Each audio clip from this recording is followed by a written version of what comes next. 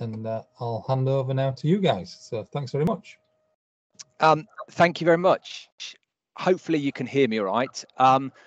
I do my admin points, Andrew. I'm kind of running off of two computers. Admittedly, I will be looking down at some notes, so apologise for that. But again, my screens, I can't see who's on screen. I can't see any comments or anything like that. And I'm looking for feedback for you, Andrew. I take it you can see. Can you see me? I can, yeah. That's a little unfortunate, but we will go with it. So really, yeah, thank you very much. It is a little strange being asked to come and talk about my time in the Department of Health, but it kind of feels like it's talking about me and what we achieved. So I hope it doesn't come across like that, but certainly it has been quite good for me to, theoretically I've been out a year now and analyse what we achieved as a team, what we did, the very strange times that we were in. So actually I am very proud. Certainly, Findi's online now. I'm proud of what the team got up to and achieved. So actually I don't hold back on talking about the journey and how we got there. So so unfortunately you have me for an hour. I think we're about 40 minutes chatting. We don't have a video, so that's 9 minutes gone, which you're lucky about. And then we do, I'll hand over to Findi, and then we do questions at the end, if that's okay. Yeah. But really, as I said, I've got an hour, and it's talking about my time with the Department of Health and Social Care. And I was a military embed. I'm really going to talk about what we achieved during those 10 months. And in summary, this was the design, build, and certainly in some instances, the rollout of a series of mobile laboratories to process COVID-19 samples. During the 10 months, we actually designed and built over 50 laboratories of 4 different processing capabilities. So these ranged from great big articulated lorries through to little mini trailers, cappuccino trailers, which Findi did, and through to vans. And if we're to put it into context, during the height of the Afghanistan days, we were using urgent operational requirements, and they ranged, but they could take, from concept to delivery, this was urgent, up to 6 months to deliver. Some of the laboratories that we designed and built, we did in 30 days. And certainly, Findi's vignette at the end is going to highlight exactly that. I think the day that she arrived and the kind of the brief she got from me to her delivery was pretty fast, and she was pretty, taken aback, but it was amazing. And it highlights just what this team did. I'll talk about the journey and how we came up with mobile laboratories, certainly as an idea. And I've tried to then include the engineering challenges, certainly the risks that we took. Probably won't talk about all of them, but I'll certainly talk about our successes. And just, how I got into the Department of Health in itself is unique. Not just, I was a military embed, but as an engineer into a clinical, environment, a clinical setting. For me, as I said, I was presented an amazing opportunity to make a difference. And this was at unprecedented times, and we were all feeling very nervous. So for me, it was a real privilege, not just to be there, but now actually just to present that and talk about the team and what they did. And that's the most important thing. This isn't about me. This was 20 people that we got involved, 20 REME engineers that we got involved in this, and they were all amazing. Like I say, I'll try and draw out some of the lessons learned, discuss some of the risks, and hopefully what we can kind of take away and learn from this situation. So the team that I developed were all engineers of varying levels of experience. Let me just kind of, this is what we're trying to achieve.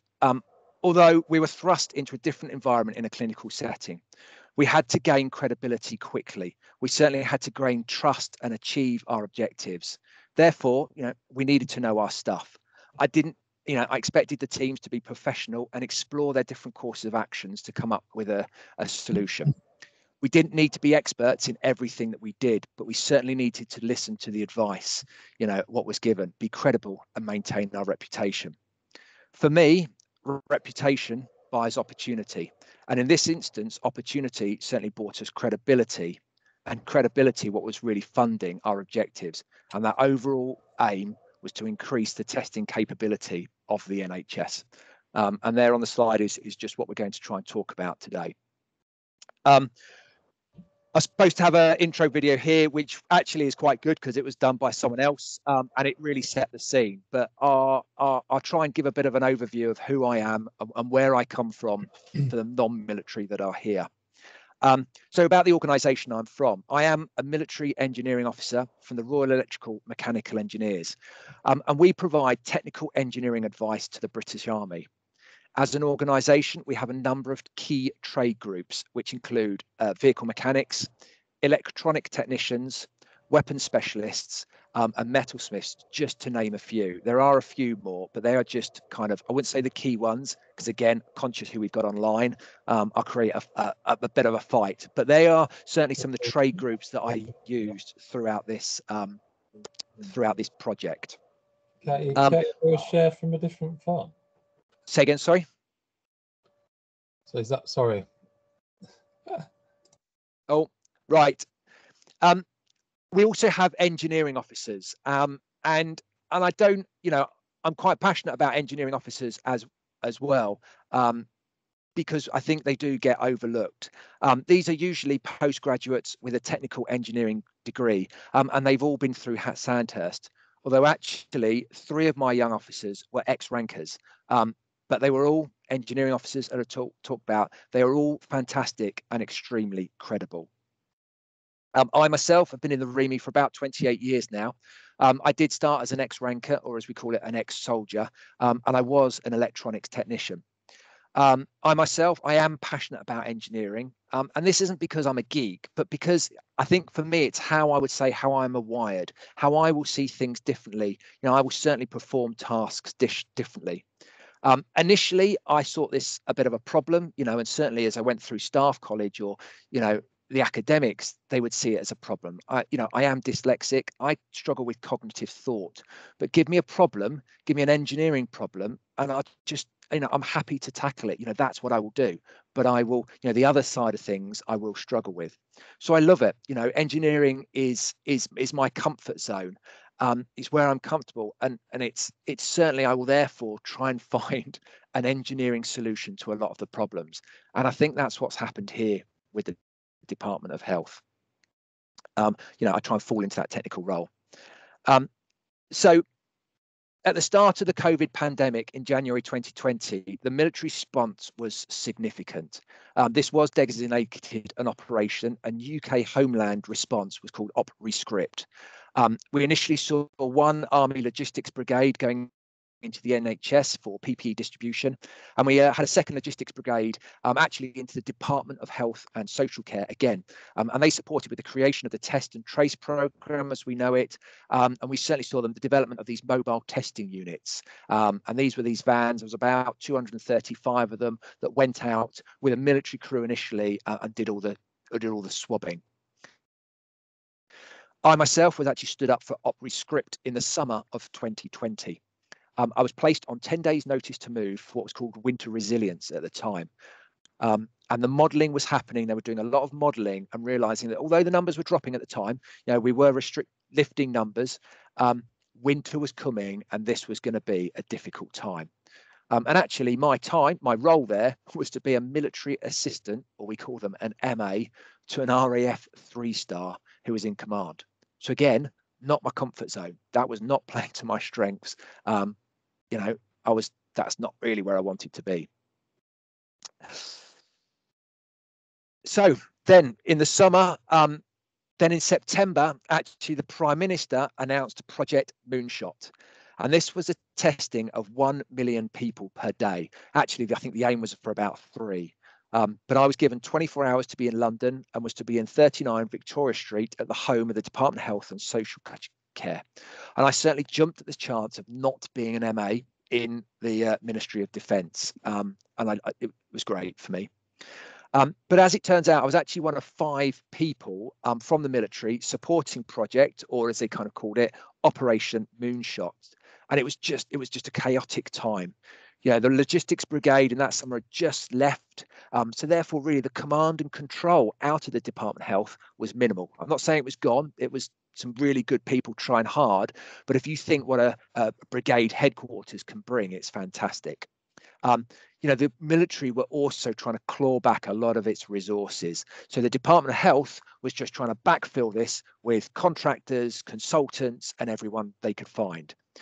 It's actually estimated at this period, it was one of the biggest startups known to date, with probably approximately 42,000 people onboarded to this organization. Actually, it was classed, it was just a tsunami. It was classed as a tsunami. You were told, just get on the wave, find your space on that wave, and trying to just get involved. But a lot of people did struggle. And actually, Moonshot itself was really, for the military, that the planners classed this as a logistical problem. And actually, that same planning cell, they saw me as a logistical solution. I was in the REME, so I must know logistics. Actually, I didn't really care because I wasn't a military assistant, so I was happy. And yes, completing 1 million tests a day is a logistical problem, but for me, it's not the full solution. And I certainly saw engineering again as an option to supporting this. But again, many of the military advisors actually struggled with this problem. We had no real role, we had no real objectives. Where did we fit into this just massive organization? What was it we were trying to achieve? What they are. And some actually left. Some, the numbers did fluctuate, and it was in itself that settling down into an organization was very difficult. But for me, actually, I was lucky. I was given one clear objective, and that was just make stuff happen. I was just told, Ross, actually it was done a little bit more sharply, but just make stuff happen in this organization. I was also given a boundary principle, which I stuck to certainly a lot, which was Carter, proceed until apprehended. Now, I don't talk about this flippantly, but it is worth just bringing this in early, because for me, it set the tone. Everything that we talked about, the time, what's going on, this massive organization growing, it was a mass pandemic. There was no solution. And certainly, in the Department of Health, there was, there couldn't be any bystanders. And leadership was, is key. Leadership and direction I was kind of provided helped set my leadership, I think. And I was lucky to have a good boss at the time who allowed me those freedoms to explore the risks. They gave me some guiding principles, but he allowed me just to get on with what I was trying to achieve. Maybe probably because he thought I was a bit mad. But it was that for me set the tone. So where did we go? What was it? So it was these testing technologies here. And I was in the Department of Health and the Test and Trace program, and it was evolving drastically. And the initial plan was to take a number of these testing technologies. So I'd say these are the things down the left-hand side, and you've heard about them, PCR testings. There's also LAMPOR, which was called light amplification. You had Optigene, direct lamp. You had all these, actually lateral flow down there at the bottom. You can see the low sensitivities, or the sensitivities and specificity of this. So it was kind of taking these testing technologies and just trying to make them work. And they were all at that time, they were all at different levels of readiness, and they all needed to be kind of supported, promoted, encouraged in their development, and pushed along to kind of get them onto the streets as quickly as possible. These were real new startup companies. So with these programs, kind of that go horizontally across the page, they also had kind of supporting work streams at the same time. And I was placed into a separate program actually called Outbreak Response. And this was about the delivery of some of these technologies, in support of an outbreak. So I ended up kind of horizontally in a technology called LAMPOR, and on outbreak response. And really under direction of proceeding to apprehended, I kind of, day 2, I was on a visit down in a site in Brackley in Northamptonshire that looked at converting second-hand trucks for the motorsport industry into, they convert these into race vehicles, and we were looking at, can we actually do this into some kind of laboratory? And for me, it was great. It was day 2. I was on task. I was living in London. I had an amazing visit out, and it was exciting to be part of this project, but under no illusions did I really think this would work in the timeframes expected. So actually, I was pretty shocked when this newly installed project manager just looked at me with a real sigh of relief and just stated, "Oh, it's so great to have the Army on board." And for me, this was kind of my first lesson. I think, I wasn't the Army. I was one person. I was one engineer. And at the time, I was a major. And I was looking forward to my 6 months living in a hotel in London on expenses, and kind of, it was just new for me. I was into the big city. Unfortunately, it wasn't meant to be, because it's about really, I think, what you bring to the party. I talked about those experiences at the start, the organization which, you are part of, and what you represent. And then it's understanding how people see you, and actually that confidence, not in me as a person, but in, in the uniform. That's why I'm wearing my uniform today, because that's who I represent. And actually, you can't cut the corners on that. And as I said, you can't be a bystander, and people are relying on you. So this actually wasn't going to be an easy ride. I also realized quite easy that, yes, the Department of Health was certainly full. I used to call them kind of wizards. There was certainly some witches in there, an awful lot of doctors, but actually there were no engineers. And in this case, this is what was needed, not engineers specifically, but a mix, different, someone looking at this problem differently.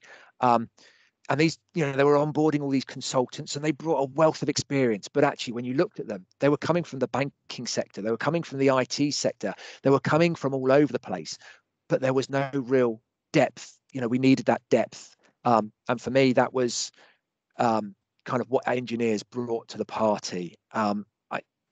We could look at this problem differently, and we could see solutions, which for me, I was shocked that other people just couldn't see that.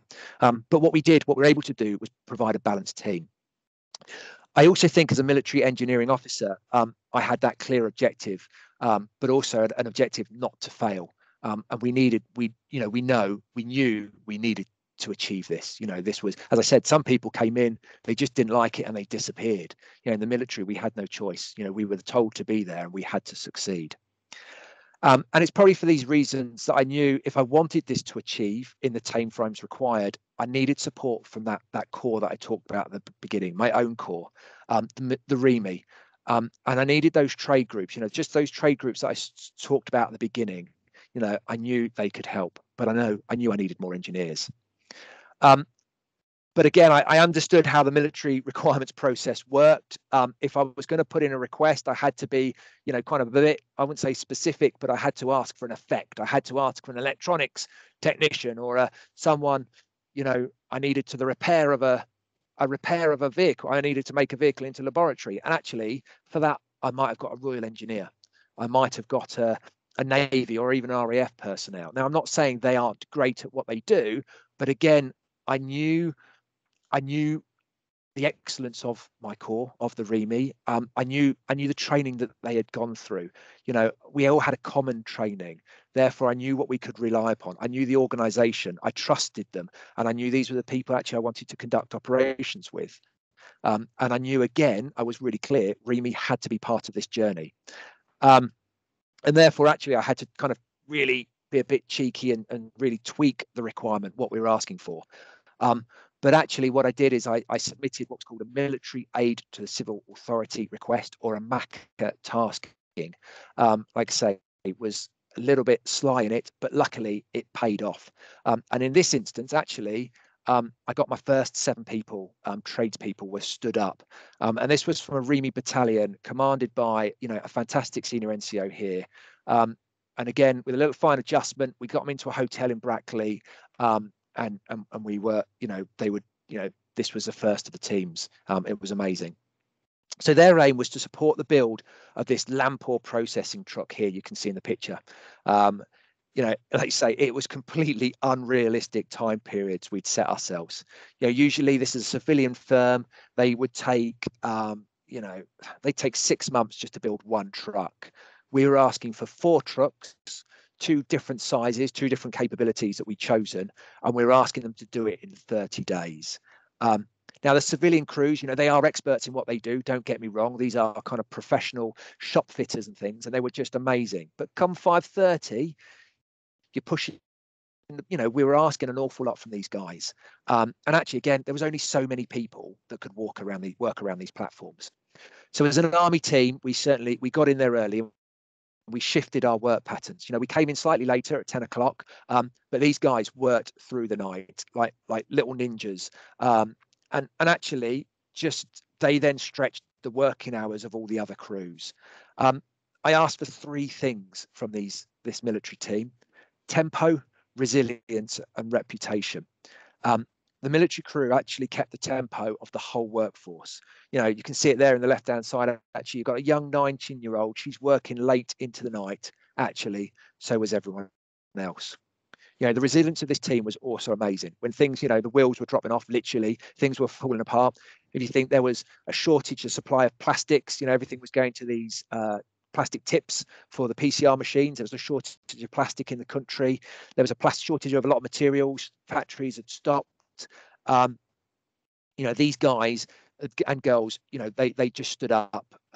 They stood up to the plate, and you know, actually, they were doing everything from engineering. We were driving them up down the country, picking up bits and just getting stuck in. But they kept pushing, and they helped each other. And actually, every military pretty much ended up pairing with a civilian crew. And then finally, it was about that reputation. No matter how fast we needed the platforms, you know, I was adamant we would not drop on safety. These, you know, yes, we were forced to cut corners, a lot of corners actually, at times, although that was not at the reputation of our engineering. These civilians, they knew they could rely on the military. They didn't know actually what training we had been through. They didn't know what we'd done, but they knew that they knew we were trained. They knew we were professional, and they knew that they could trust us, and we couldn't let that down. You know, we couldn't. You know, we knew we had standards and the reputation of the military. And that in itself allowed us the freedoms to do what we do. And actually, you know, in this great big workshop, we dug around and we pulled out old equipment and we got it working. And again, we really pushed things to the extreme. And in this case, you know, I certainly called this the genuine kind of scrappy challenge to the extreme.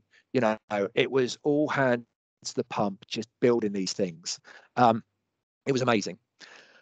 But what else was going on at this stage? Well, I did mention that we built 4 different capabilities, and it wasn't just these 4 trucks. The Lamport build was roughly through November, and if you think back to November 2020, the situation was deteriorating. The feedback we were getting from the other test capabilities were they were failing. You know, there was again at this time this interesting concept of this strange kind of like a pregnancy tester, where you put your sample on it and it instantly showed it that the Department of Health were working on. But actually, the reports from the port and down labs where we were testing it, as you can see there, the sensitivities at the time, the specificities, this was just not accurate and it wasn't working.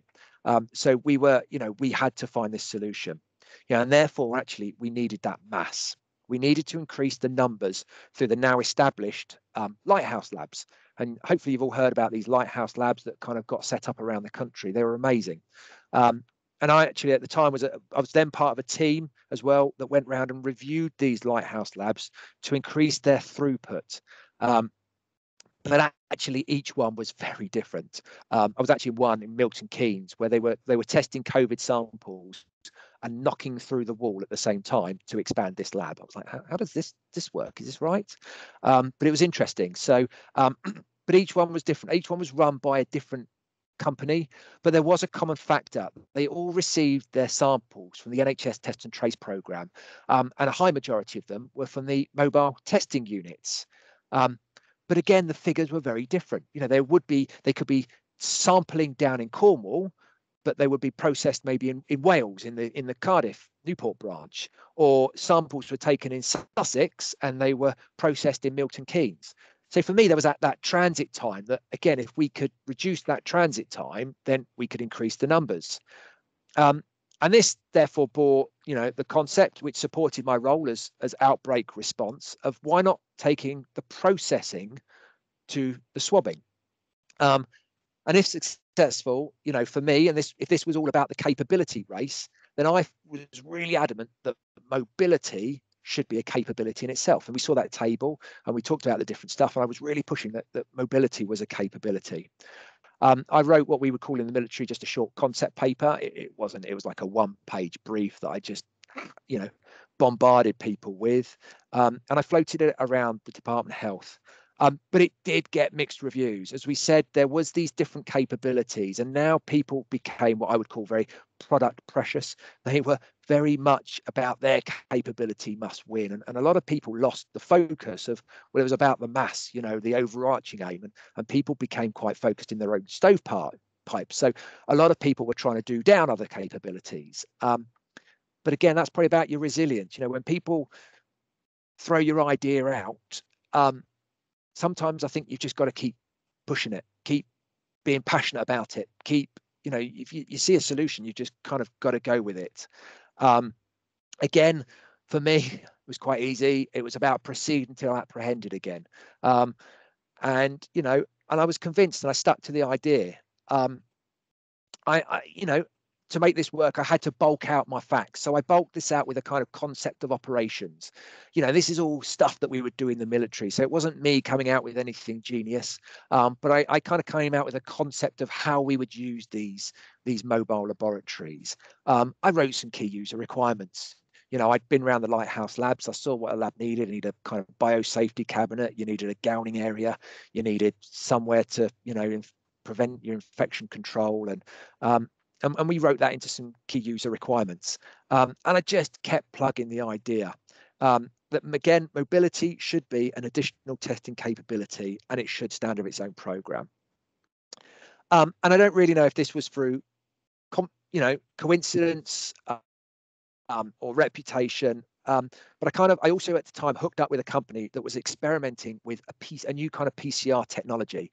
And they were conducting an experiment at the Blizzard Institute at the Royal Berks Hospital. Again, I invited myself along, stuck my nose in, which I'm pretty good at. And I hooked up with what they were doing. And I had, with this vague concept of how the Lighthouse lab's working, I kind of bulked out this proposal that, again, we could take this new PCR concept and put it into a trailer, because I wanted this organic capability to work with the MTUs at the time. And just by lucky, you hit with the right people, right time, right place. You found the lady with the money. I might have overstretched that I had two very good engineering officers all ready to go, and we were all set and we could make this happen. But she said go with the idea. So quickly scrabbled around. I got another Maca task in, and we were ready. We were ready to go. So our PCR trailer. So actually, as I stood up the team for Brackley, I also stood up two engineering officers who worked at the Blizzard Institute in London. Captain Fionidi Parker and Ian Taylor arrived. They were probably a little shocked at the concept to build some kind of laboratory in a 2.5-ton trailer. Although I did have faith. I knew once again the pedigree of these engineering officers. I knew the training that they'd been through, the experience that they had. And actually, whilst I didn't know these people personally, I had faith in them. I knew they could complete the task, and I had to have trust. And I think that was the key, was the trust to allow them to get on with it. I was passionate about this thing working, but I had to allow them to get on with the idea and kind of come up with what they do. Now, I'm not going to talk anymore. I'd love to prattle on about this, but that will be stealing Findi's thunder. So Fionidi will then talk a bit more specifically about her time in the Blizzard Institute and with this specific build, which in itself I think is fantastic.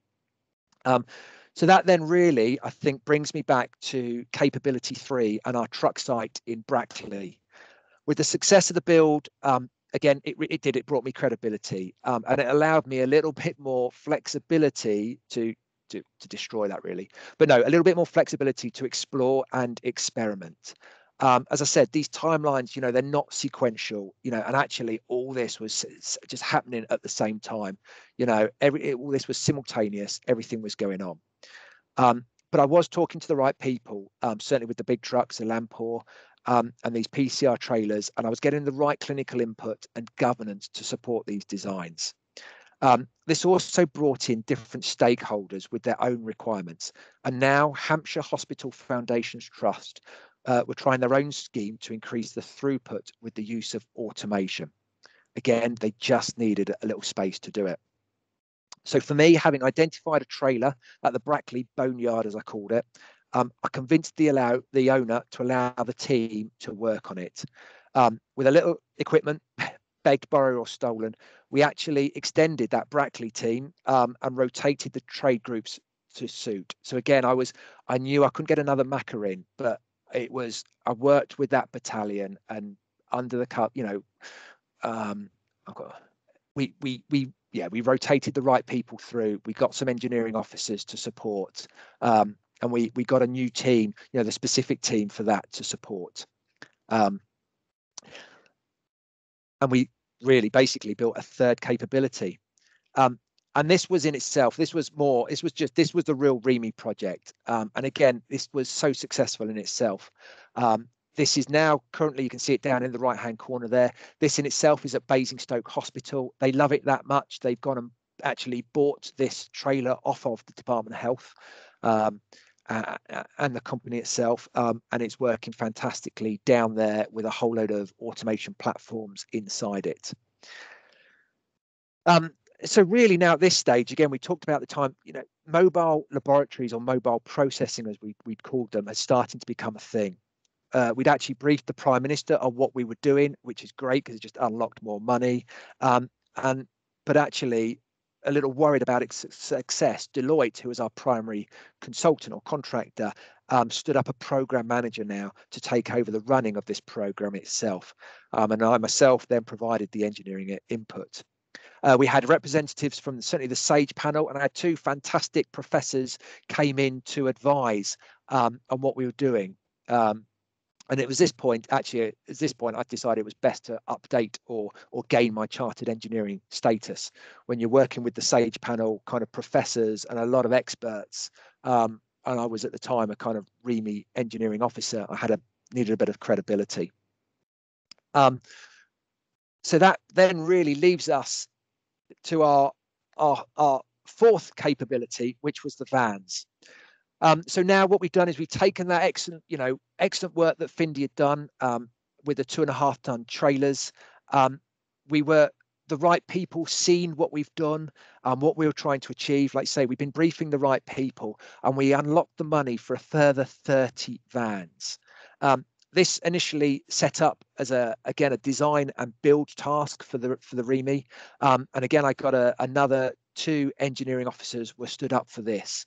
So initially, Captains Gavin McKenna and Isaac Campbell were stood up to support. Although actually, by the time we finished, this became a design, build, and really a deliver task. Gav extended over the Christmas period to ensure we remained on track. And then in the new year, I subsequently stood another team up to support its delivery. And this included everything from the receipt of the equipment. We ended up writing the operating manuals, storing, distributing the platforms. It was actually an awful lot more. I think to provide again an overview of time, we're now in, just mid-December. I myself have been on tasks for about 2 and a bit months. In that time, so far, we built 4 large trucks. We designed our own trailer capability. We're in the process of designing and building a subsequent 30 vans. And we also had the Basingstoke trailer on the build. We were moving quicker, like I say, than our supporting workforce could keep up. And at one point, we were having to kind of store these platforms just because we couldn't get them on the street quick enough. And again, I had to kind of scrabble around trying to find army establishments to store them on. And in some places, that in itself was a bit of a bind because it was kind of going outside of our, what we were there to do. And that's really, again, where for me now, I had to step away from the engineering, and we had to support all those additional functions. Now, again, this isn't you in the military. And we've got a mnemonic for that called kind of tepid oil. So it's about the training, the equipment, the personnel, information, doctrine, and organizations, infrastructure and logistics. But it is really important. this, like say, this new year had set in. I got a new team stood up, and we had to really take that time just to step back and think about all those other functions that we needed to do. Yeah, this was now not just becoming an engineering task. Although I needed a team, I could have got anyone, but I wanted the REME again to be involved in this. I knew what I got from the REME. So again, I'd asked for engineers to get involved in that and to do all of those other tasks. And actually, I ended up having a recovery mechanic stood up writing the operating manuals for me, just because we know that, you know what you get. So we were also learning so many lessons and, learning so many engineering knowns and unknowns. I say I hadn't built labs before. I think at the time we didn't. No one else had really built mobile laboratories. We were a year on, and actually there has been a few that have been built in the past, but at the time no one had done this before. So we were learning an awful lot. We were learning about the airflow design for a laboratory. How do we make this a laboratory? How do we sort out the power requirements, to make this a bit, to operate as a vehicle? You can see them, look, the team there working on the power requirements. How would I sort out the vibration dampening, for the sensitive equipment that I was putting into this? How do I stop infection control?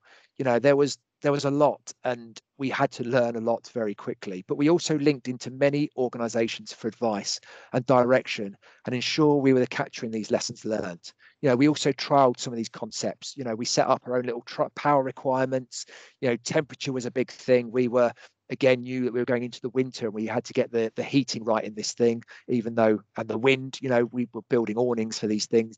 Were they withstanding the wind? We had a lot to learn. We had to design, had to understand these risks and then really kind of design these risks out, but again, pretty quick. And again, at the same time, we were also receiving the funding for a further 15 more trailers.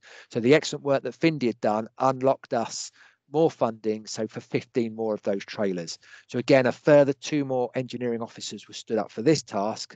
And I had them in. So I had about 4 different build sites all around the country in the end, which I was bouncing between with these teams working and running it through.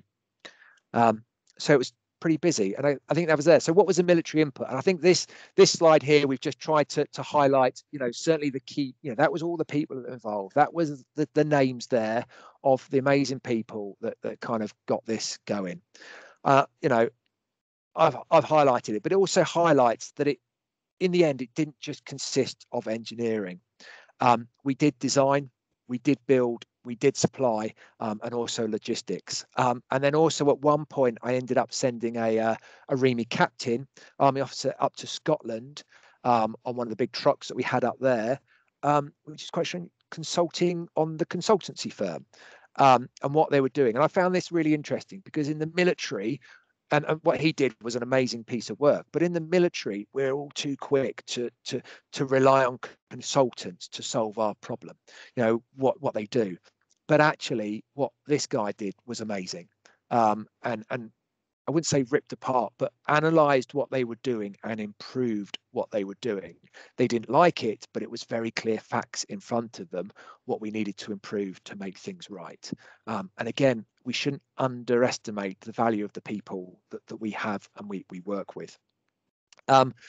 So what was the engineering input? As I said, overall, I had 20 people deployed during the time of the Department of Health. We provided engineering advice, guidance, and more importantly, assurance to those 50 different platforms that we constructed.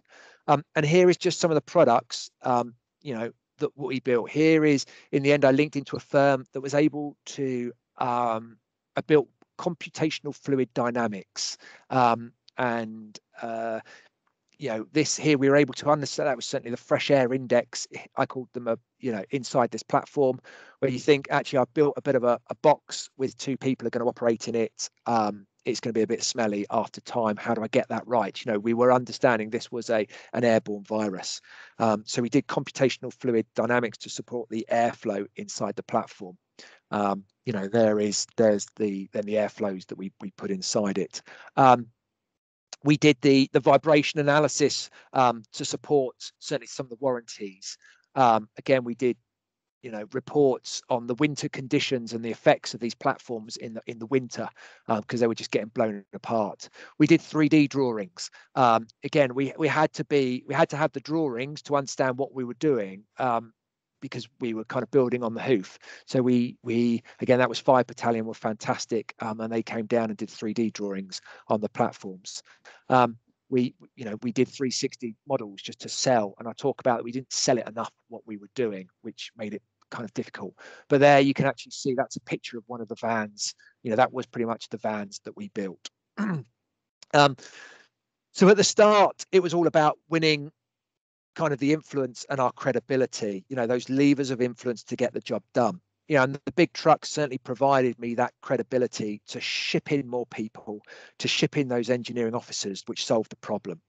But the engineering problems were significant, and I couldn't certainly do it without that team. We overcame this certainly with technical reports, with evidence, with facts, and all documented there, as you can see. This wasn't a wing and it was a wing and a prayer, but we certainly backed it up with the evidence to make sure it was. Again, I talk about credibility. We kept engineering logs of changes. So when we had external pressures that were presented due to kind of supply chain changes, actually when you want 30 kind of multi-1,000-pound airflow cabinets tomorrow, it's quite hard, although Fionidi is very good at negotiating. But you have to capture where your decisions are, why they've made those decisions, because looking back, actually even now you look back, you're like, wow, that was pretty crazy what we did.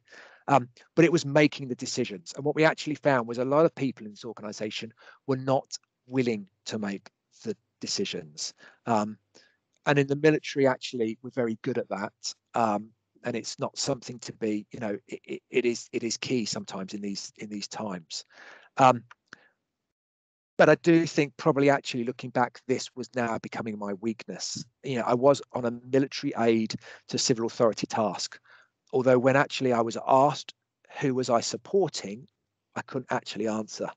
By the time I left this project, like I say, I'd kind of come up with a concept, project managers had been stood up, they had then subsequently actually left. So when I was asked that question at the end, I couldn't answer it, and that's not right for a MACA. Military aid to a civil authority task is you supporting, and it might, we've got to remember that. So what were the risks? The risks were simple, actually, with this work. I had, I was passionate about it. I had no doubt that they wouldn't. If they can work in a static lab, we can certainly get them working in a mobile environment. The teams just needed to replicate this. I certainly had trust in these teams. We engaged early with the operating authority. This was theoretically the accreditors for the laboratories, and what they wanted. Luckily, actually, they didn't know what they wanted, as this has never actually been attempted before. Although we did produce, we kind of came up with a checklist together of what we wanted, and each lab would then be independently accredited through, again, using the engineering officers to ensure that the labs remained consistent. And again, once again, we documented that. We've had strong, thorough engineering reports, and some of these were over 100, 150 pages long in what they did. I also talked about this never being achieved before, and therefore there was a number of unknowns. Although when we hit each problem, we would work through it logically, accurately, with clear engineering solutions. Examples included gaining understanding of the airflow in each platform. It was becoming apparent that this was an airborne virus, and therefore, we needed to get this right.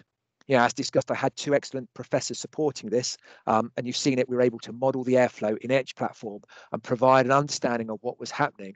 And actually later, as crews were getting into these platforms, there was, probably 10 crews per platform, 30 platforms. There was a lot of people operating in this. They wanted a bit of assurance that a couple of, bucksheet army officers didn't get this wrong. And we were able to provide that evidence, but assist, certainly with accreditation. This was also similar, as I talked about, that processing unit inside the platform. This was a multi-million-pound equipment. And when actually the company found out what we wanted to use it for, sorry, you want to use this in a mobile van, they were not happy. You know, they refused, and actually they removed all the warranties for these platforms. Again, that was a multi-million-pound piece of processing equipment. So actually, in this instance, I was quite lucky.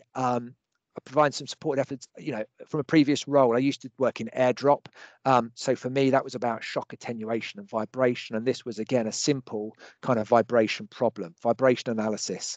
So again, I kind of worked that out. I provided a bit of we built a kind of dampening tray for it. We had a couple of conferences with this company. They were from America, quite late at night. We presented the solution, and actually they loved it. And actually they loved it that much, they gave us extended warranties and were really pleased with how we were doing. So what were the constraints? So for us, actually, this was probably about time. You know, we were building these platforms quicker than we could get them out on the streets. Twice I had to source actually operating companies to run these platforms. And again, I don't really know how I achieved this. You know, I found myself running some quite big, big meetings with some very important and influential people. You know, I've not been trained for that. You know, as I said, I've been in the military 28 years, but I think you've just got to have the confidence just to get on with it, you know, and just get it done. And like I say, you kind of make those decisions. And again, these contracts were delivered so quickly. And looking back, I didn't think actually it would be my Christmas Eve. I'd be sat there kind of negotiating multi-million-pound contracts and certainly haggling with some of these companies who just saw the pound signs rolling in. Actually, they put up their costs 40%, and we had to do a lot of work on that. And again, all this had a knock-on effect, which actually it was the engineers that had to solve. In this case, as we talked about, we were building the platforms quicker than we were building them. I now had contract issues with suppliers or delivery or service support teams.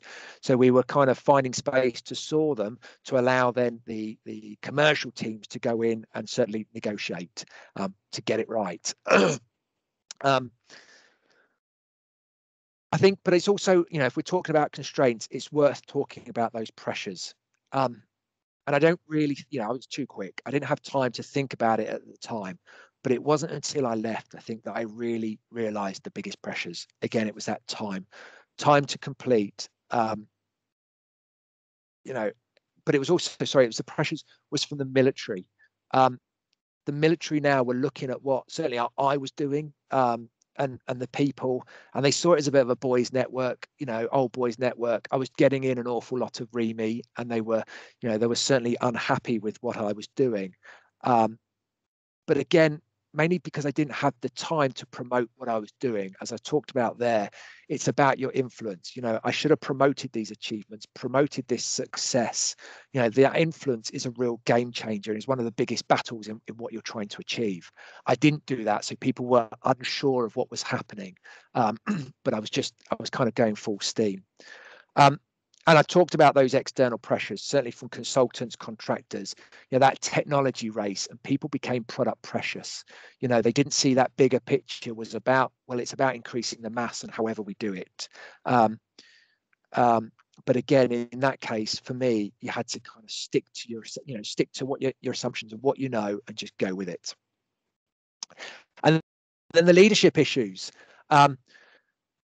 Again, I thought I'd talk about this, but actually looking back, I was just so lucky. You know, the team were fantastic, and every single person dug out utterly blind. Now, this could have been down to a pandemic, and I could talk about that, but I just think it's about the fact of the people, you know, that we asked for. You know, certainly engineers, the REME, my core, you know, we're professional, and I didn't certainly have any leadership issues in any way. I did question myself if I was doing the right thing. You know, I questioned my own leadership. Had I bitten off too much I can chew? And I questioned some of the motives of those contractors I was working with. But certainly the engineering was amazing. And certainly I think that's testament of their recognition, you know, and they got a lot of good feedback. So Fionidi was certainly recognized as top 100 female engineers within the country, 2021. Findi and Ian's there on the screen there, actually received the Churchill Medal for Engineering from the IET for 2021. Gavin and Adam Mailing both received runners-up for the Operational Engineer of the Year 2021 within the REME for the work that they did on these platforms.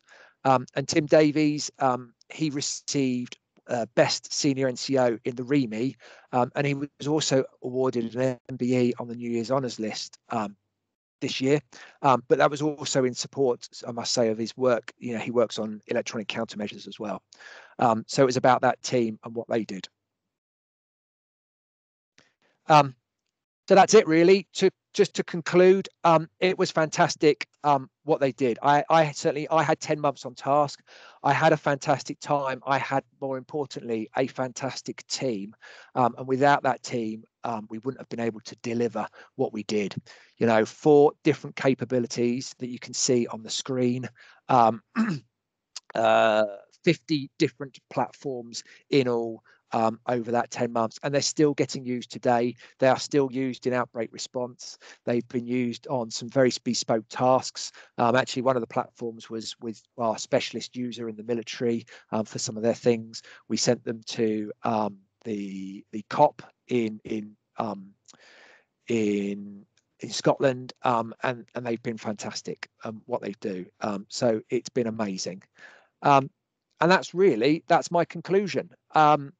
I put that up because actually it's not an early concept. These things have been around for years. I'm not going to go with questions now because I think it's right we hand straight over to Findi, and then we will do questions at the end. Hopefully people are still there. Cheers, Ross. Right, let me come out then, and we will go from there. Right,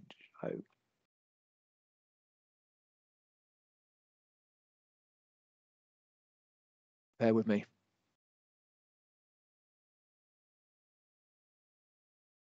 Right, have I stopped sharing? You stopped sharing. Hopefully, can you see my screen? Yes, see your screen. Happy days. Yeah. Okay. Yeah. I will crack on then. I won't take up too much of your time, noting that we are meant to finish in 5 minutes, so I'll try and be there's no hard stop, but yeah, so don't worry. okay. Cool. Right, so thanks for the introduction. A bit about me. I'm currently a serving engineering officer in the REME alongside Colonel Ross, and I'm currently employed as a company 2IC, second in command, managing circa 167 personnel. So how did I get involved in Project Moonshot? Colonel Ross has already sort of touched on it, but back in October 20, I was fortunate enough to get sight of the MACA request coming into the unit, and as he's already mentioned, due to having the right background, primarily a master's in mechanical engineering, I was lucky enough to be selected as one of those young officers to deploy to London at short notice to join the project team. So throughout this presentation, I'm aiming to give you an overview of Ian's and my fleeting introduction to the Department of Health, particularly focusing on the specified requirements given to us, how we had to dissect the compact timeline to ensure that we could deliver the product, the platform selection process itself, the build process, associated limitations for the lab, and the integration of the mobile testing processes, and finally the trials and refinement. So the requirement, the first day of this deployment was very firmly in the understand phase. I had limited knowledge of the deployed mobile testing units that were currently being used nationwide, that we were going to be going to support. I knew there was an increased presence of them in the high outbreak areas. However, they didn't have the capacity or capability to conduct that end-to-end testing piece on site, which resulted in those 24 to 72-hour delays in results being returned to the individuals. So what did we need to do? We needed to produce a lab which could deliver results in ideally 6 hours or less for the kind of as they were coming through. The main effort being clearly to reduce the risk of those asymptomatic patients unknowingly spreading the virus whilst awaiting those results. We also need to provide the back end of the testing process and reducing the time that samples are in transit by processing alongside those mobile testing units, provide a safe containment level 2 environment in line with current legislation, and make the lab as process agnostic as possible. We'll also be mindful that we want to make it particularly accessible to the utilisation of the mobile PCR technologies we were working with, an example being one on your screen now. So within a day of the project, we'd firmly moved into the planning phase. There wasn't a lot of time to stay in the understand phase. Canros, alongside some other key members from the Department of Health, explained the end goal, delivered us our requirements and provided us with some contacts, but essentially told us to just run. We produced the above timeline, so our goals were smart, and we could hold the team to account. Understanding whether the goal was realistic very much was determined by whether we were meeting our targets based on this timeline. So it was pretty pertinent that we were staying on top of this and making sure we were highlighting if there was going to be any issues. So one of the first documents I produced was the concept of use. This was particularly pertinent to our whole design, understanding its expected uses, such as being deployed to those outbreak response areas that would require rapid deployment time. The remote locations piece, we need to make sure that whatever we produce is highly mobile. If it was to go to mass gatherings, we need to produce hundreds of results in potentially short time frames. With that, we'd also need to have a high storage capacity so that it could be self-sufficient for a long period of time. We kind of set it at 72 hours is how long we want to be able to be self-sufficient. And a significant factor that played throughout the project was the technology interoperability piece that I previously mentioned. So we want to make sure that we're trying to future-proof this capability regardless of what technology is going to be within it. So using those known underlying requirements coupled with the expected requirements, we produced a scoring system to determine the most effective and versatile platform solution. Particular focus was on the storage capacity there, whether the platform should be self-driving or towed, and the ability to manipulate or to specific wants without then negatively impacting structural integrity, etc. So by a very narrow margin, the trailer did win out, and that's the trailer again you can see on the screen. That is in fact the trailer that we turned into our lab. So that's it at the very start before we got our hands on it.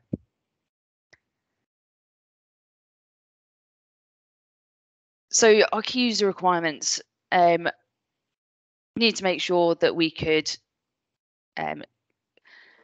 leave it in remote and static in remote locations and retain the mobility of our personnel. So this was a huge factor in sort of our planning process. It was primarily expected that this MPL, the Mobile Processing Lab, would deploy in conjunction with the MTU and would share facilities if required. Although if needed, it could still deploy independently. And it was able to do the actual front end testing as well as the end testing. It afforded us greater capacity and therefore reduced the real life support burden and more opportunities to innovate solutions and improve efficiencies within the workflow. When we were working out of the Blizzard Institute, as has already been mentioned, we didn't unfortunately have access to the right engineering technology. So we went back to basics with how we did our engineering. We had to look through a lot of legislation as when we started looking at the build, what materials we were going to use, what specifics it had to be in order to be containment level 2, what sort of reception areas might we need? Do we need to have more than one room within this lab? What sort of COVID compliances, PPE areas do we need to factor into this? So one of the things we had to do, just because we didn't have the right technologies with us, is we had to start getting a bit funky with our capabilities. So we turned one of the offices in the cloud upstairs in Blizzard Institute into a trailer, putting out the dimensions on the floor and just trying to work out our basic capabilities, what we had to work with. After determining the basic layout, we then went to the physical trailer itself to confirm our expectations and did exactly the same in the trailer. The reason we had to do this and we had to be really careful with how we did this was because we were on such a short timeline, we had to make sure that whatever we were asking them to produce was exactly right. There was no chance to do this a second time round. We needed to get this right first time. So once we kind of proved the concept, proved accessibility, they started the manufacture. Further consultation with the lab technicians, we produced basic drawings on how we envisaged this prototype to map out. Again, this CAD limitations had pretty serious implications here with regards to ensuring dimensions and tolerances were kept to acceptable ranges. And this meant that we did spend a considerable amount of time physically at the build company to confirm exact requirements with them. And for example, kind of the particular areas that were difficult were the nuances with the design, such as the waste disposal lines. So within each workstation, I designed in a waste disposal line with external access. The reason being is that with this containment level lab, we wanted to make sure that there wasn't the requirement to essentially take out the rubbish. So within each desk, there was essentially a hole. Nothing could run down that hole. It had a seal around it, had a plug that could go into it, so that when you're transiting, nothing could obviously come back up. But the aim was that improving efficiencies, you just drop whatever waste you had down that hole and it would go straight into rubbish, which then could be opened on the outside and removed by waste collection. Again, just kind of helping with that real life support piece. So whilst managing the build, I worked pretty closely with consultants and technicians to better understand the PCR process. And that was what we were primarily using within the prototype. After thorough analysis of this particular PCR process, which took up to 90 minutes with significant scope for improved functions to produce just 14 results, with the expected throughput to match that of the mobile testing units and prevent the requirement of transit of test samples. For example, by placing 3 testing machines per bench across the 3 benches, I determined that we could produce in excess of 1,000 results in one day, providing we had 3 workers' benches in action the whole time. I'll go into more detail later in how I actually improved that further and made it more lean, but that was the kind of basic first analysis.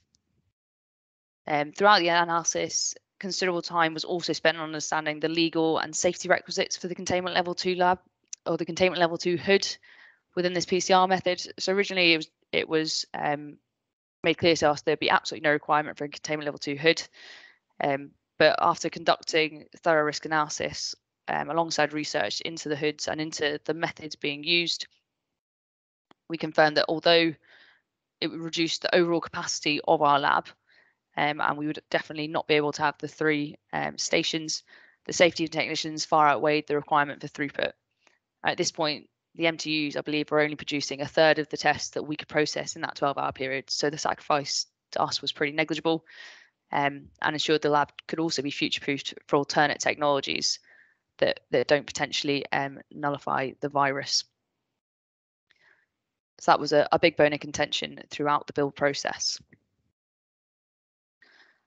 So in confirming we were now going to definitely install the hood, I was faced with the significant limitation of the fact that class 2 microbiological hoods are pretty excessive in height. So you can see by that central photo, it is placed on a desk, but it is ginormous. Now, these, you can absolutely transport them in vans, but to be able to actually physically sit at one, you'd just about be sitting on the floor to be able to work in one in the back of our van. So this was the biggest factor of difficulty. The majority across the market far exceed the floor to ceiling height. And as a result, I spent hours and hours and hours talking to companies across the UK and Europe to source potential solutions, and I had to do it really quickly. At this point, I think we were just about 2 weeks into the project, so time was not on our side. I did manage to source a local company who happened to be experts in this field, and they were building, thankfully, all their hoods actually on site. Now they were looking at innovation of hoods and actually in the process of producing a hood that was much smaller and much more compact. I did a bit of negotiation, we'll say, and they had the hood to us within a week, despite significant financial blockers, because funding actually hadn't been allocated for this, as at the start of the project wasn't deemed that it was necessary. And these hoods themselves, I think this one that we managed to get was in the region of 8 grand. So we got to borrow the one that was pictured and prove the concept first before they actually went ahead with the purchase, which they did in the end. And actually working with this company, further analysis confirmed that they could produce a number of these in line with the expected production output of our mobile testing labs, our mobile processing labs, at a highly competitive cost. And it was so successful that they were looked at as a default for other projects occurring concurrently. So the final strain on the build was the external gowning / degowning area, which we had to conform to legislative requirements. An awning company was recruited, and they came into Billericay to come to the build company and actually look at what they could do for us.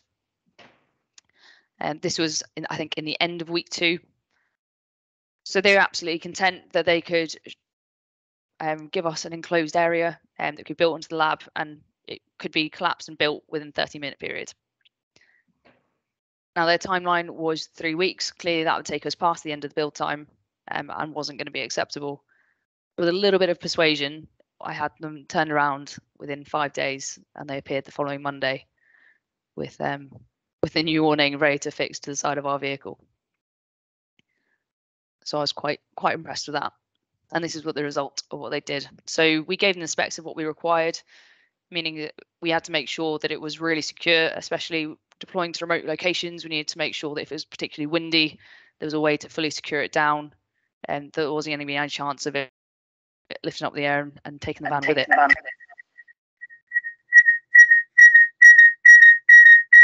Apologies if you're all getting feedback.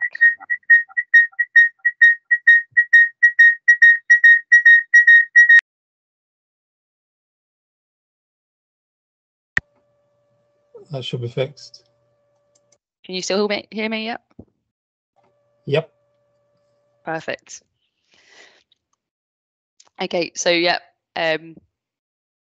this picture is obviously the what we produced, and this is split centrally in the middle. So we have got 2 compartments. The first compartment being the place where you come in, take off any of your external clothes, external outfits, boots, etc. You move into the next one where you can actually wash, put your gown on, get your mask on, get all triple P'd up before you actually physically go into the lab itself. And I believe in the next phases, after I left the project, this was then progressed further on and made even better. But this was the lab as we left it, the first iteration of the MPL.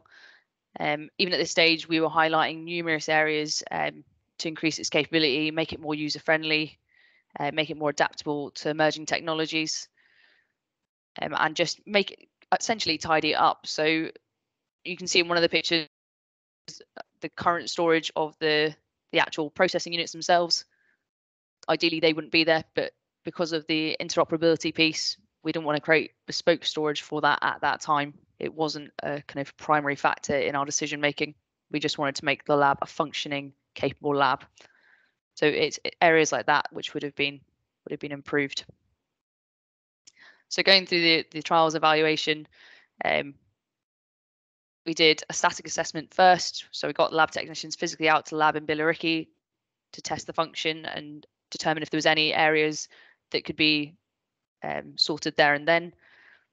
We then moved on to the mobile assessment, so ensuring that it was capable of moving on all terrain environments, so moving it all around the winding roads of London, on cobbles and off cobbles, etc. Just to make sure that structurally it was pretty integral, that there wasn't any kind of uneven weight distribution which could have an impact, and making sure that the storage, etc., was stable as well, and none of the drawers were going to fall out, as an example. And then the functionality assessment. So again, kind of it's done part and parcel with the static assessment, but making sure the lab is fully usable as a lab, as if it was back in the Blizzard Institute, for example. So I mentioned earlier the PCR process had inefficiencies which needed addressing. So I addressed this early on when working in the Bristol Institute. I worked closely with the lab technicians conducting just about 15 plus COVID tests a day, which was pretty nasty. I don't want to go back and do that again, I'll be honest.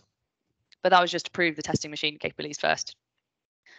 Whilst there, I identified further issues actually in the labs conducting the processes, which I've listed here. So significant factors I felt needed addressing first, which the lab technicians were really backwards about coming forwards with, and I entirely understand that, but I wasn't going to be like that.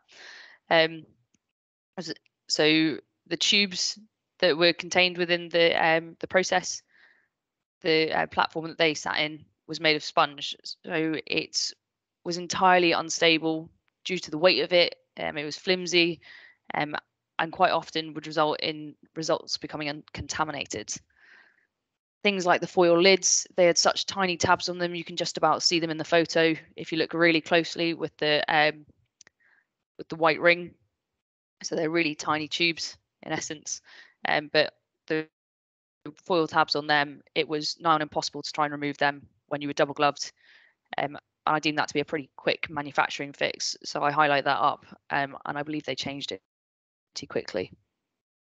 Within that white disc, the cartridges that the foil tabs are on, they pop out really easily under pressure, but the reason they were being put under pressure again was because of the platform which they were being held in, and which obviously had an impact from a contamination perspective again, if they popped out while they were trying to close them or while they were trying to rip the lids off. Overall, the process was slow, and it wasn't going to have the output we needed for the deployment. So knowing all this, I formed a solution in the FP360, and that's what you can see in front of you there.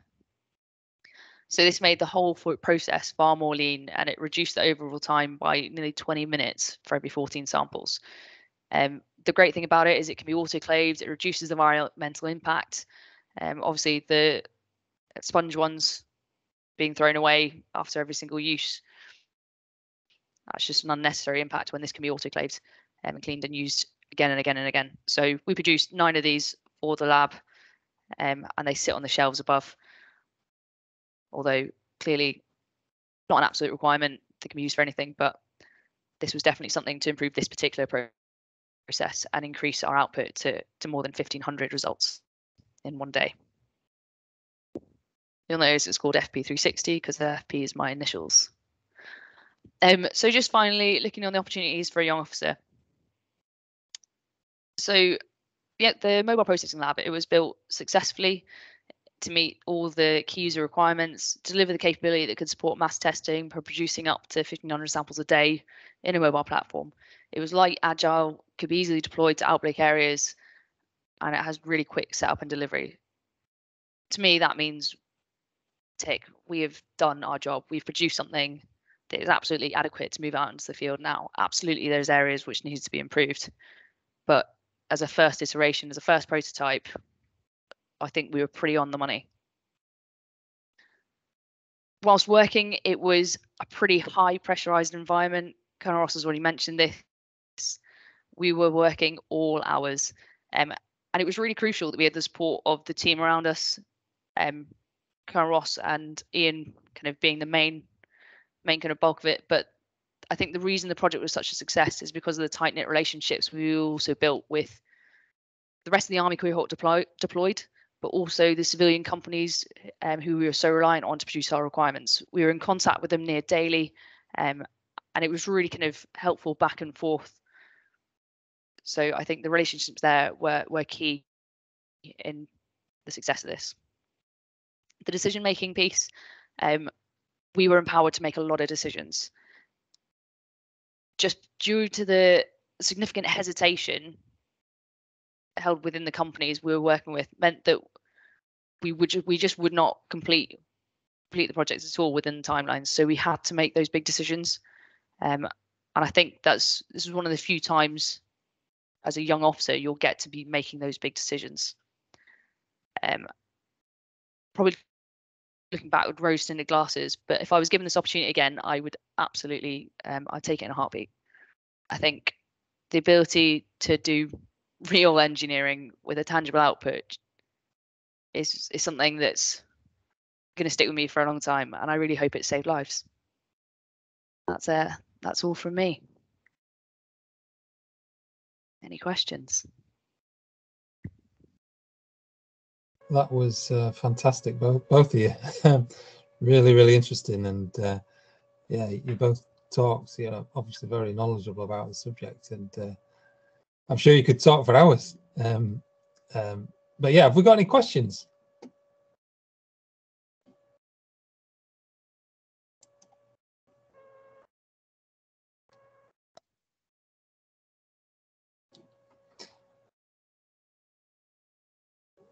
You're allowed to ask questions, people. Hi, yeah, Fionidi, I've got a question for you. So it's Darren.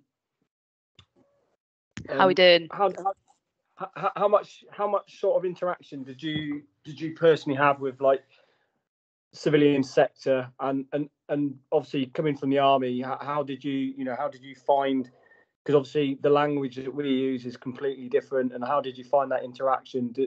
Was there many barriers initially, or how did you break those down? So we, from the very start, from the very first meeting, I think we were with civilians and with civilian contractors, etc. And because this was more engineering specific and less military, I don't actually think there were many particular barriers. A couple of individuals within the companies we were working with, were either ex-military as well, which probably was a helping hand, or they worked particularly closely with military. That was definitely helpful. But I think just the fact that everyone was working towards a similar goal, everyone wanted the same thing. It wasn't like we were on different sides and all fighting. They were trying to get money, etc. From my perspective, it was very much we're on the same team. This is what we need. How can we help each other to move this project forward? So I found it good. We'll say it's definitely something I would be happy to go back and do again. The only consideration I have with that is the working with the government bodies. It was very clear that, like I said, in the decision-making piece, they were very hesitant in actually making those big decisions. I'd go to them with questions and they'd come back to me and go, nope, it's yours. You make that call. I'm happy for you to take that. I think the pressure was less on me with regards to that.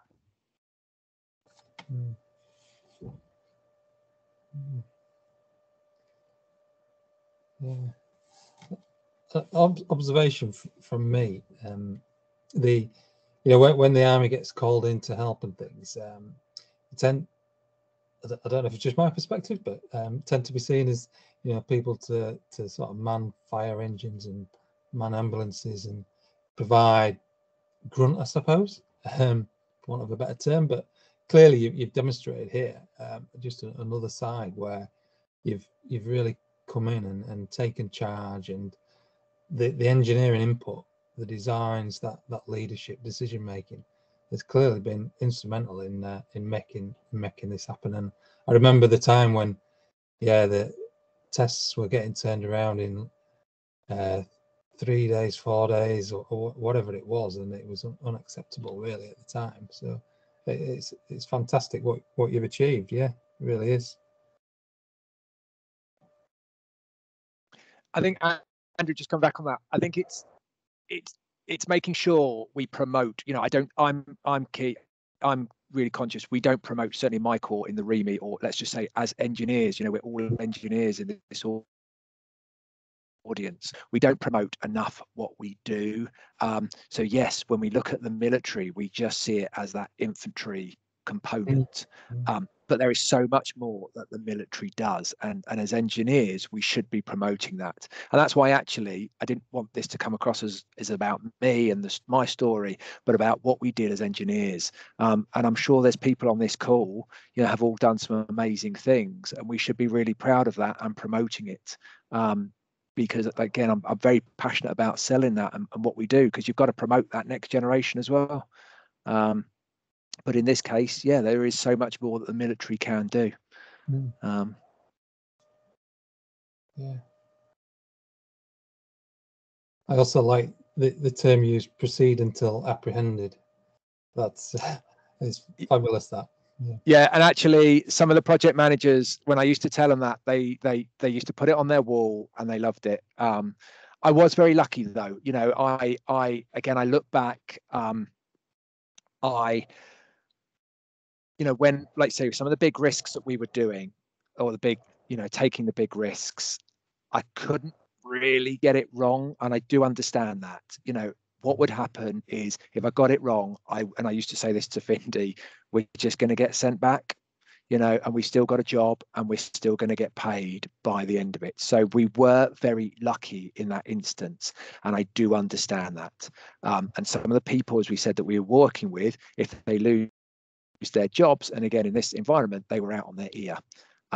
So again, we have to remember that and just be conscious of that situation. And that didn't allow us, certainly it didn't allow me to take risks, but it just did allow me the freedoms to do some things that we did. I think is to be fair, but yeah. But that, coupled with the decision making, is going to allow you to get things done quickly. I had one of my old bosses, similar phrase. He said to me, just get on with things. Just and what did he say? Ask for forgiveness afterwards, basically. So yeah, you got to trust your people to do the job within the boundaries that they've sort of been given. If people are constantly coming back to you saying, you know, can I do this? Can I do that? You're just adding too much time to the processes. Yeah, and this was just a time critical environment. And when you just look back, the sheer number of people that were involved, people didn't know who was to make the decision, let alone if they could make a decision or should they make it. Yeah. So actually, the fact that we just kind of would bound kind of through that, kind of just crack on and say, no, we're going to make this decision and this is the way that we're going to go. Document it appropriately, evidence of why we've done it. You know, it was evidence-based decisions, but it had to be made. Yeah, and you mentioned change control, and you know, when you're doing things so quickly, things like change control can get forgotten about, and it sounded like you were very regimental in sort of documenting and recording those things. Again, I think we had to be towards probably certainly not at the start on Findi's time, but towards the end, we so much had changed, so much was changing, the staff changed so much. So with new staff came new decisions, and not always for the right reasons. So again, I think it was for those reasons we had to make sure it was, you know, it was very clear what was, and again, we were looking at it, just look at how that situation changed. You know, in what September, we thought lateral flows were going to be a complete failure. And then November, I think we actually went into Liverpool. We did the Liverpool testing, and that was it. Lateral flows were going to be the lifesaver to everything. So it was a situation that was, the evidence that we were getting back was just changing so much. To start with, again, we thought this was very much a surface-borne disease, but actually towards the end we realized it was an airborne disease, and we had to change an awful lot to suit that. There's a question in the chat. Bab, are you there? Do you want to ask a question? Hi, yes. So thank you very much. This has been really interesting.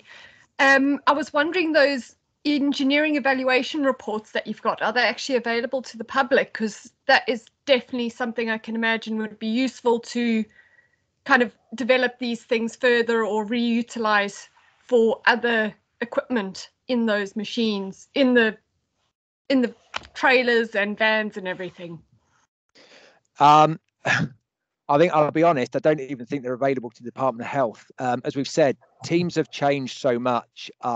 I still get random phone calls kind of from new project managers or new people involved in this project asking me questions. And I would, it's all in the engineering. These decisions were made because of this. That I think they're losing that that quality, that what's the word, version control. So I certainly have to keep, I certainly get called in quite a few times with this, helping with different problems still. And actually, you're able to provide that report and it opens up so much to people. They're like, oh, I just wish we had that. So in answer to that question, go for it. Certainly push it, freedom of information request into them, and push, what they're doing with it. But I know a lot of stuff keeps getting changed from different servers to try and protect this information or store this information, so we are learning from it. And again, I have been asked to do an evaluation of all the products now. Again, I pushed at the time, they were right, they were fit for purpose, but we are now 12 months on, and outbreak response, I would not say is something that we should be looking at. And personally, actually, are the vans still fit? Certainly the platform still fit for purpose. We have very good lighthouse labs. So I've asked, again, instead of, we should be looking at these platforms now to evolve them again. That was, at the time, they were great, but a lot of people are still trying to keep them alive. As we talked about, an urgent operational requirement is for that requirement there and then, and we've got to be very clear to, when we're going to bring it out of service. And I don't think they have that plan at the moment. They are still trying to keep these platforms alive, whereas I think the situation has changed. I don't think that answers your question, but I think the key is they are there, they are available, and please push for it. It's there's a lot of information in there.